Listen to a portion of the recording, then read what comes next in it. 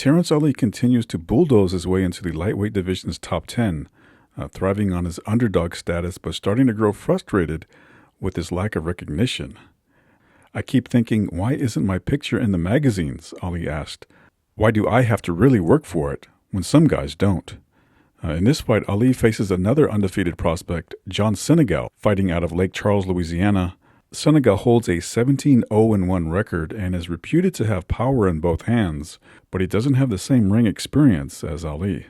In the ring competitively, September of 1983, Ali rushes across the ring, as we have seen him do many times before. What else like attract me? Well, now early in this fight, it's important to remember, Kenny Weldon told us that it's important for Sinegal to keep his composure. He's not a fighter that fights at that quick a pace, and if he exchanges in I think a slugging match with Terrence Ali, while he's got good power, the busy hand speed Ali could give him trouble. They wanted to keep his composure early.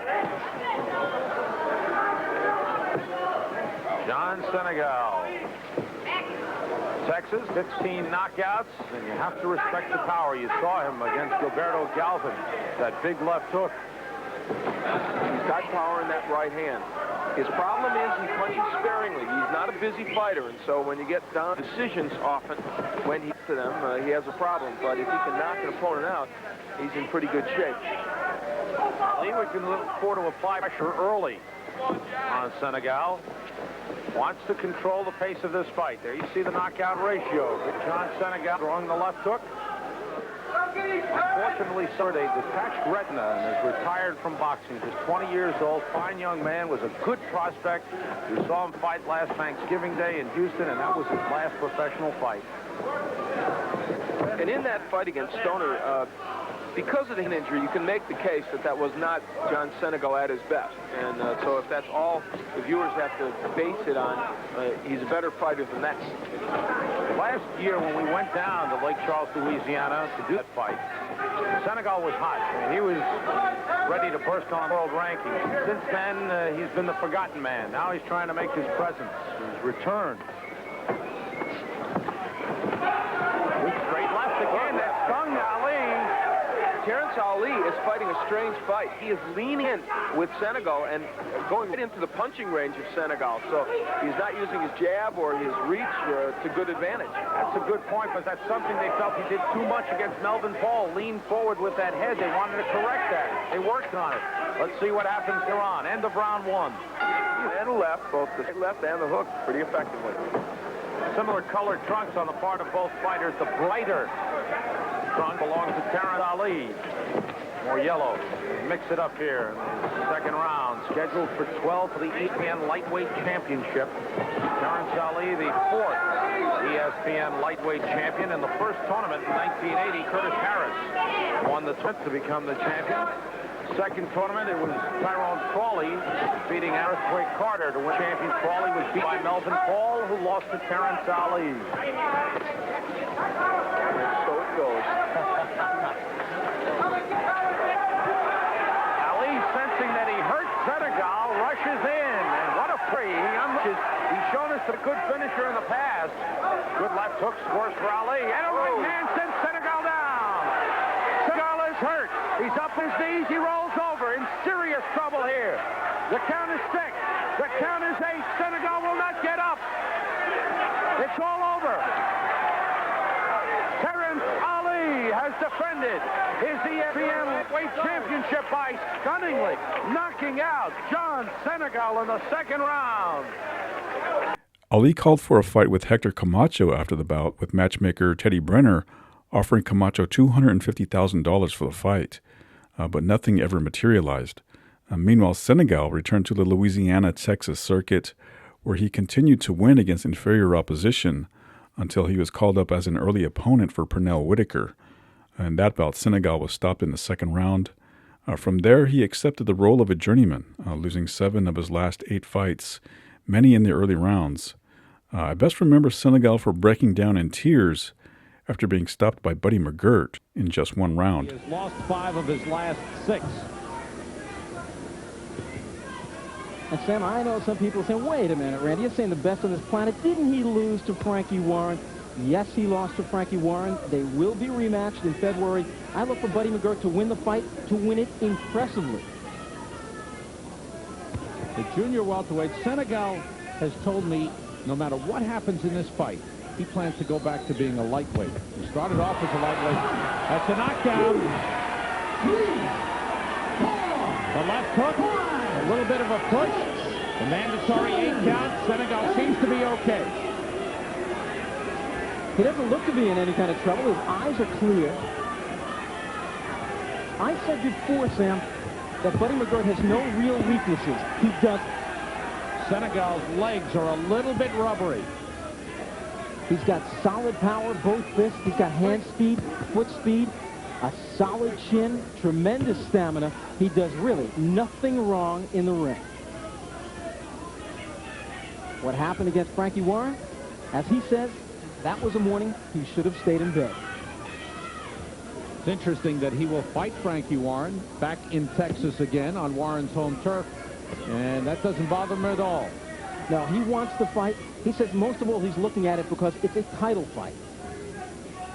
And second in his mind is the fact it's revenge. Oh, what a combination. A left to the body and a chopping right hand. Sinegal trying to collect himself. The count is 6. The count is 8. Sinegal has collected himself. Smart work, but a lot of time left in this fight. This is going to end in the first round. Sinegal is hurt. McGirt all over him, and down he goes. It's all over. Sam, there's no junior welterweight in the world outside of the top 10 who can go very long with this guy. I don't care who you put him in with. This is the finest 147-pounder on this planet. There might be others on other planets, but on this planet, it's Buddy McGirt. James Buddy McGirt. Tremendous show in one round. John Sinegal very disappointed. Crying. He was crying in the corner. He still is, Sam. He trained very hard for this fight. He's a fighter. He believes he's going to win every fight. Of course, he doesn't. No fighter does. Sinegal was a tremendous prospect coming out of Louisiana, Randy, as I mentioned. 17-0-1 to start his career, then met up with Terrence Ali, and the better fighters have been able to stop him. That was the first knockdown. Sinegal collected himself, got up quickly. That was about 15 seconds into the round. But Buddy McGirt, the adrenaline was just flowing and started to unleash the bad intentions with every shot. And Sinegal, a border world-class fighter, just wasn't in this fight. What a fighter Buddy McGirt is. Buddy McGirt with his power, and there with his 5-year-old son. What a great sight. As Daddy McGirt wins his 36th fight as a pro. He's now 36-1-1. Well, there's not much you could say about that other than the fact I'd like to know if Buddy McGirt was actually out there trying for a first-round knockout. A fan came up to me earlier and said, I love watching Buddy McGirt fight. There's only one problem I have with him. I said, what's that? He said, I come to see him fight. I always go home in the 3rd round. The other thing about McGirt, he lost to Frankie Warren July 20th of 1986. Since then, he's had 8 fights. He's gotten back. He's gotten sharp. He's restored any confidence that might have been lost with that defeat. And I'll tell you, he's just a very confident young man. There's James Jr. Quite a night. I think he's ready for me. I think it take me. Maybe, how about you? Oh, certainly. Buddy's ready. Let's get the official announcement from Ed Darian.